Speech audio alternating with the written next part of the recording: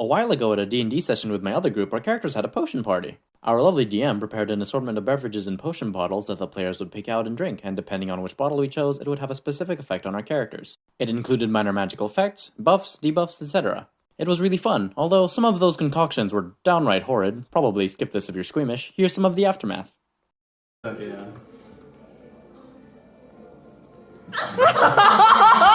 What is it? It's teriyaki sauce Gatorade and water. Let's go! What the fuck is this? It's chicken soup. Seen in Shrek. Good or bad? That's fucking Power Rangers. What is it? Pepto-Bismol. Strawberry milky. Strawberry milky. It works your flesh. You turn into a mongoose.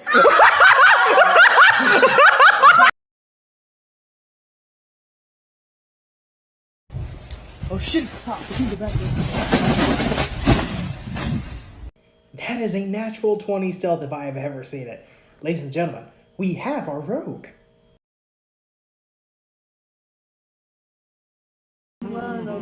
He ain't gonna jump no more. Glory, glory, what a hell of a way to die. Welcome back to Dungeon Master Therapy. How can I help you today? My player started World War III. What? World War III! You're gonna have to explain to me how the hell that even happened.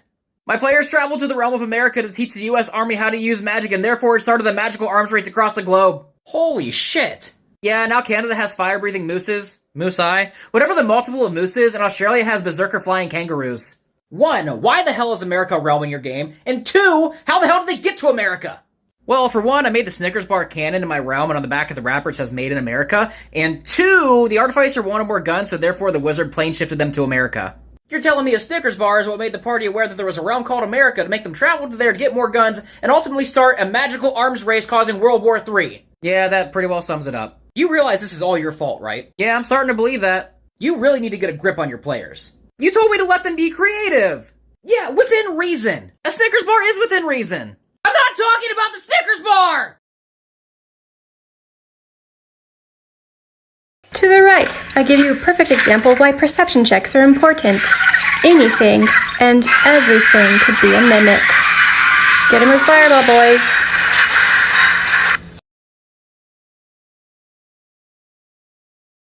An actual conversation that I had in D&D today. Alright, you guys are in front of the giant crocodile. Everyone roll initiative. Yeah, I'm gonna cast Speak with Animals. Alright, what do you want to say to the giant crocodile? Well, the crocodile wants food, right? Yeah. I'm gonna ask him if he would like to join us, and we'll get him food and he can fight with us for food. Yeah, sure, roll a persuasion check. 24.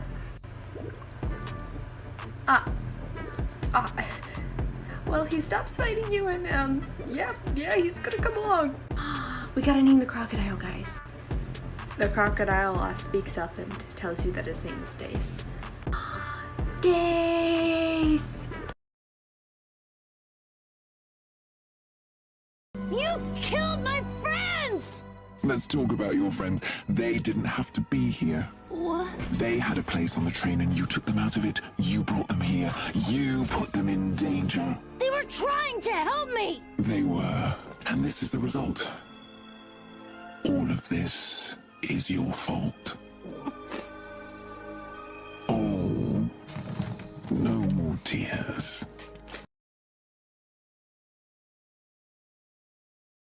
At our last D&D session, our druid ruined one of the final boss battles with Polymorph. We were in a volcano and a monstrous version of the druid's mother was waiting to fight us. Instead of doing that, the druid polymorphed her into a turtle and gently nudged her into the lava, where she was very quickly incinerated. What was meant to be a poignant and tragic moment in the character's arc was very quickly stamped out by the polymorph compulsion that all spellcasters seem to have. The player immediately regretted their actions. Sorry, let me get my 3 stat blocks now. Let me look at the stack. You may not. No.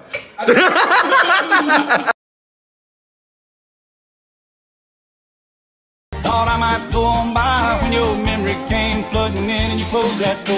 Wish it was a freight train, baby. Wish it was a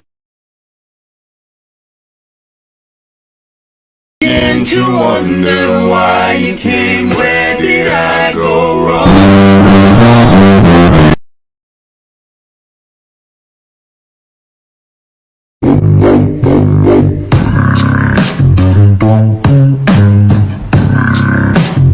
Oh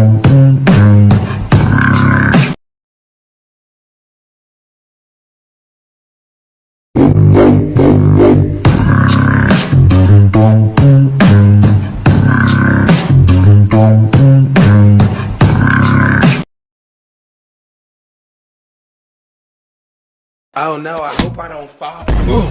Wait.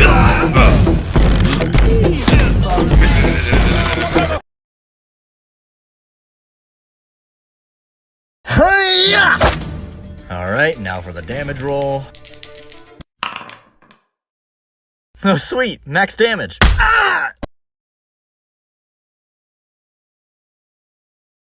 Alright everybody, after the incident from last week, all weapons on the table before the staff meeting.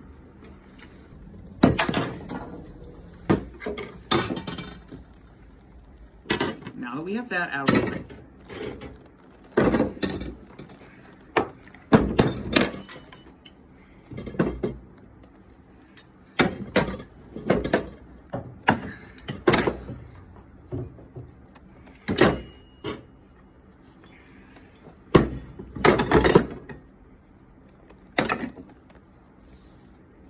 This is why we have accidents, Sean.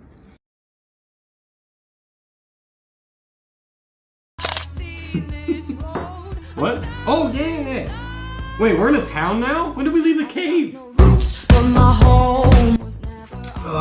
Mighty fine ale there. I sure don't know where those warlocks went off to. I roll for persuasion. That's a 17. What? No, I still got like all my ammo. Oh, did I say I throw it across? I meant to say I jump across, which would be acrobatics. I should just re-roll it, you know? I swing at the closest goblin. And that's a nat 20, baby! Ooh, I'm on fire! Ooh! Oh, no worries. I have extra trays. I do have a player's manual just in case you need it. Not that you'd forget it, but I did bring the DM books as well. Oh, did you forget your dice? I might actually have, yeah, I actually have a couple, you know, so just take a break. Alright, this time I'm gonna play a Drunken Jester, High Elf Satyr Hybrid. Ask me where I come. Alright, get this, I'm gonna play a monster. Alright, so I know these aren't D&D books, but hear me out. What failing your skill checks would look like in real life?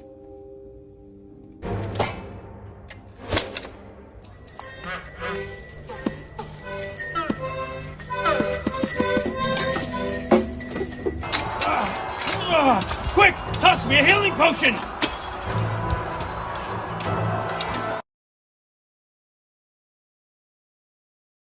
So when you're DMing a campaign, it's pretty safe to say that your players, your friends, they're gonna wanna gamble at some point. Whether it's taking place in a casino or down a seedy alley in a creepy town, here are 3 dice games that I like to use in these gambling settings that you can use for your campaigns. Number 1, Devil's Dice. Your player's gonna roll a d6. You as a dealer are gonna roll 3d6. If one of the dealer's dice matches the player's number, they get their money back plus an equal amount. If 2 numbers match, they get their money back plus double the amount. 3 numbers match, back their amount plus triple. But if their number doesn't match any of your dice, they lose the entire bet. And you, the dealer, get to keep all the rewards. Check out part 2 in the next video. How long have you been practicing law? Times. It's 12:22 a.m. About 7 hours.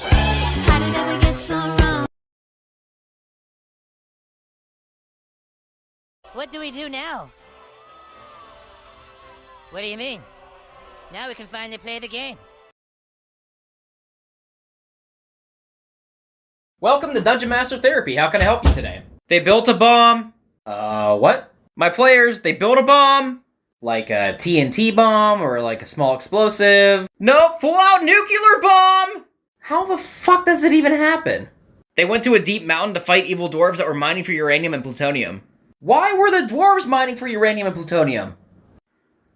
To build a bomb? Let me guess, your players fought the dwarves and defeated them and then found their minecarts that were full of uranium and plutonium. Yep. And instead of destroying the uranium and plutonium, your players decided to keep it. Yep. Okay, but as a DM, you should have said no to making a bomb out of it. How would they even know how to make a nuclear bomb out of it? What happened? The cleric was successful with his divine intervention, and he had his god teach the artificer nuclear physics. Wow! And this is what the bomb looks like. Why does it look like a penis? They said something about asserting dominance. How old are your players? Like 12? Mid-20s, early 30s? Makes sense. Hello, my friends. Welcome to Quincy's Tavern. My name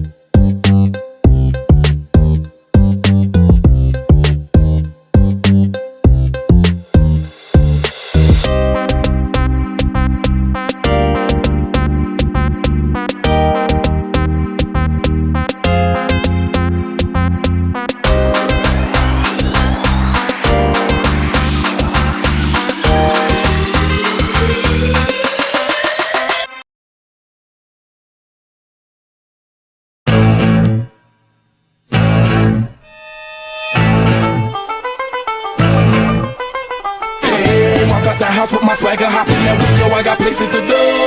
People to see, time is precious, I look at my Cartier out of control. Just like my mind where I'm going, no women, the shorties know nothing but clothes. No stopping on my Pirelli's on, I love my Jimmy, that's how it's on. I know the storm is coming, my pockets keep telling me it's gonna shower. Call up my homies, it's on, and pop in the night, cause it took 2 hours. We keep a fadeaway shot, cause we ballin', it's gonna Patron every hour. Look, mama, ow, you just like the flowers. Look at the truth, and all that baby power.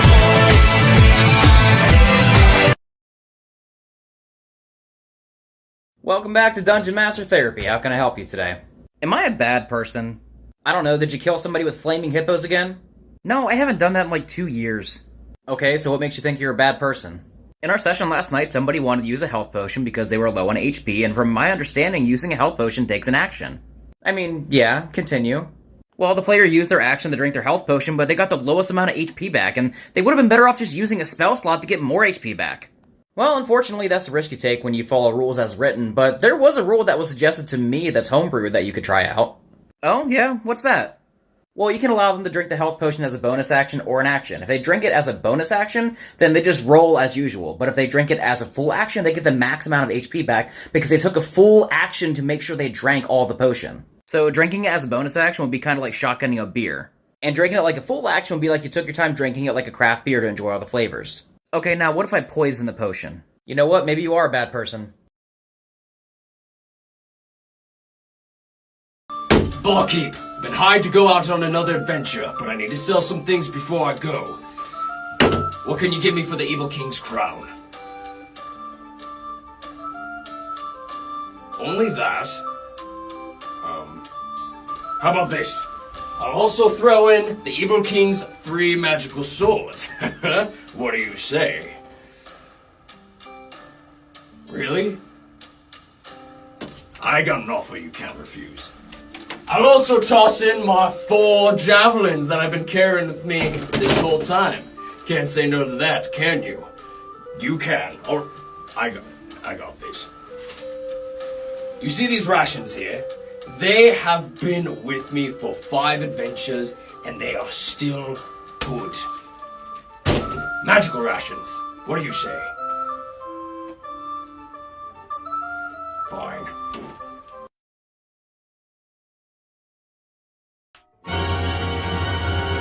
What happened? You won't like yourself, but you'll laugh.